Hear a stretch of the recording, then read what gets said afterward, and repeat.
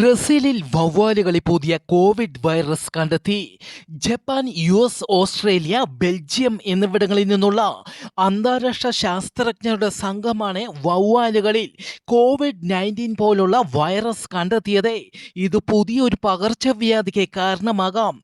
ഈ വൈറസ് നിശബ്ദമായി മറ്റ് രാജ്യങ്ങളിലേക്കും പടരുന്നുണ്ടാകാം എന്ന ആശങ്ക വർദ്ധിക്കുന്നു.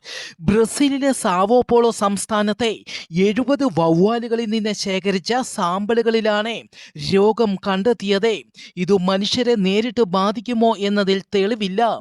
ഇതൊരു മറ്റൊരു മഹാമാരിക്ക് കാരണമാകാമെന്ന് ജപ്പാനിലെയും അമേരിക്കയിലെയും ശാസ്ത്രജ്ഞർ ആശങ്ക പങ്കുവച്ചു. ഇതോടെ ലോകം മറ്റൊരു മഹാമാരിയെ നേരിടാൻ തയ്യാറെടുക്കുന്നു. പത്തനംതിട്ട ജില്ലയിലെ പരുമലപ്പള്ളി തിരുനാൾ പ്രമാണിച്ച് നാളെ ആലപ്പുഴ ജില്ലയിലെ മാവേലിക്കര, ചെങ്ങന്നൂർ താലൂക്കുകളിലെ എല്ലാ സർക്കാർ ഓഫീസുകൾക്കും വിദ്യാഭ്യാസ സ്ഥാപനങ്ങൾക്കും അവധി പ്രഖ്യാപിച്ചു.